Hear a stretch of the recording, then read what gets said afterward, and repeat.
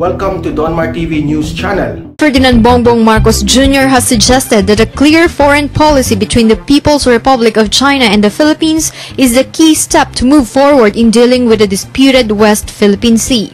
The senator urges that by having a definite policy with regards to the present situation between the two countries, China would relieve the pressure off the Philippines. Until we have that policy, we cannot explain it and negotiate with anybody else. Kailangan alam din natin yung gusto natin at yung hindi natin kung saan tayo papayag, where we will compromise, where we will not compromise, etc., etc. He also adds that the Philippines should assert itself of what it wants over the territorial dispute. The Chinese see it as, are viewing it, say, we cannot normalize our relationships if you do not have an ambassador. And ang tingin nila, parang sinasabi, hindi importante yung China. Kasi hindi man tayo makapaglagay ng ambassador. So if you really consider it important, you have to have an ambassador here so that meron kaming contact point. That is a big first step. According to Senator Marcos, there will be no resolution for the conflicting claims of the two countries if no foreign policy will be created or agreed upon. You have to talk, otherwise nothing will happen. Again, I say, go into the bilateral meetings, say your piece, let them say their piece. If you find a way, a reason, a method to move forward, then fine. If not, then we'll think of something else. Meanwhile, he says a unified foreign policy is achievable in lieu of the current situation, since both sides are welcome to negotiate regardless of their opposite positions. What only matters, he adds, is to ensure that there is a clear and certain approach to address the problem. Ang akin dyan, alam naman kasi ni Presidente, katulad ng marami sa atin, alam ang katotohanan na nangyari. Kung paano nangyari na nawala sa Pilipinas, yung Scarborough Shoal, alam naman natin yung tunay na pangyayari at si former Secretary Alberto de Rosario, alam ng lahat ng DFA, talagang pina-atras yung ating warship sa Scarborough Shoal at tuluyan nating nawala yung ating mga economic zone. Yan ang problema dyan. Hindi nga alam ni Presidente Aquino, yun ang alam ko. Kasi wala, yung mga barkada sa DFA, yung mga kwento nila, maraming ang nasabon ng gusto.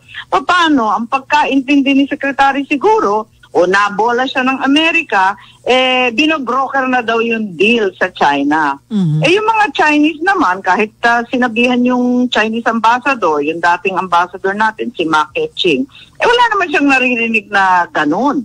At wala naman silang pinangako na aatras sila.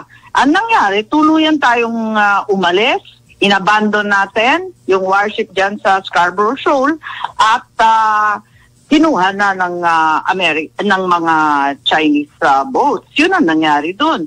So, yung sinasabi ni Presidenteng debate, bakit naman siya magdedebate? Alam naman ng lahat kung ano nangyari. At saka yung isa pang point na yung arbitral ruling is not enforceable, obvious ba? Obvious ba non-enforceable yun? Wala nang debate doon. It's a matter of fact. Because the UN General Assembly, anong gagawin natin? Mag-aapela tayo sa UN General Assembly.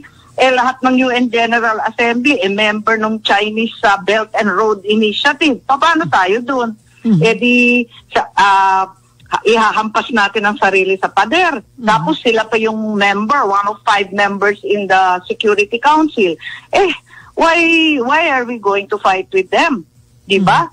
So, yun nga, ang akin, that's not enforceable. Sinasabi nila na 95% comply. Okay, if they want to comply. Pero yung China nga, hindi nga nag-participate pero ma'am, di ba ang nanghamon kasi ng debate si Presidente mismo? Kung walang dapat pagdebate, ba't makikipagdebate? Ba't naghamon ng ganun ang Presidente? Wala. Siguro. Siguro lang. Hindi, kasi syempre nga, maiinis ka na rin kasi ang dami-daming sinasabi, ang dami-daming akusasyon. Alam mo naman nangyari inatras mo naman yung barko mo. What do you expect? Naniwala ka na ipaglalaban ka ng mga Amerikano. Hindi nangyari. Kasalanan mo, Alam naman ng lahat yun. And secondly, yung arbitral ruling, unenforceable naman talaga. Ganyan talaga, arbitration nga ang title, ano? So, what's there to, on one hand, what's there to debate about? So, tama yung sinabi ni Presidente na yun ay isang piece of paper lang na pwede itapon sa wastebasket, yung ruling na yun. Well, ako, hindi ko itatapon. Sayang din, ano? At ang laki ng gastos sa pagdepensa noon, sa katutak na lawyers, ang katutak na opisyal, ang sumama para ipaglaban yun. And it might be good for negotiation, but I think that's the full extent of it. It will not be enforced by any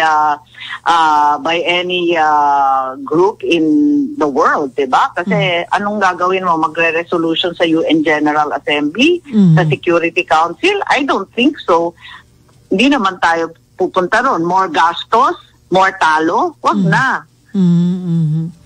Ay, naku ma'am, maraming salamat sa oras ninyo. Magbabalik na uli ang session, May 17. So, ano ba, hybrid pa rin po or may mga papasok ng mga senador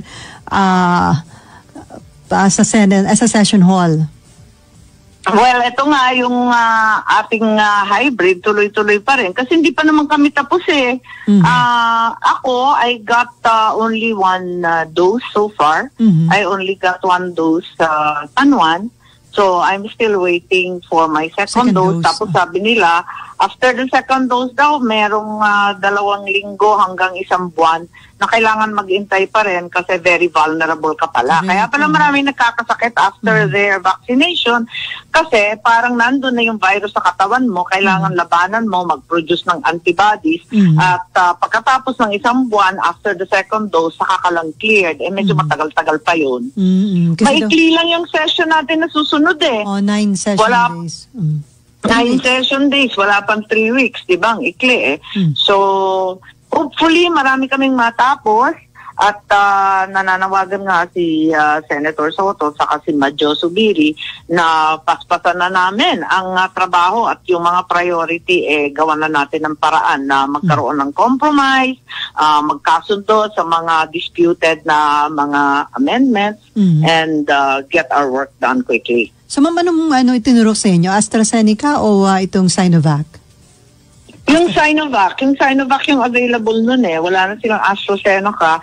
At saka, di ba kasi yung qualifications natin, di ba, senyorita, yung AstraZeneca, hindi daw pang older daw yon, pero may allergy naman. So, ewan ko, medyo in the end, naging Sinovac, yun ang available. Naniniwala ako kay Dr. Fauci basta kung ano yung available, that's the best vaccine na. Yun nga daw sinasabi nila. Anyway, naku, naalala ko lang, sa dami ng, di ba, mga namatay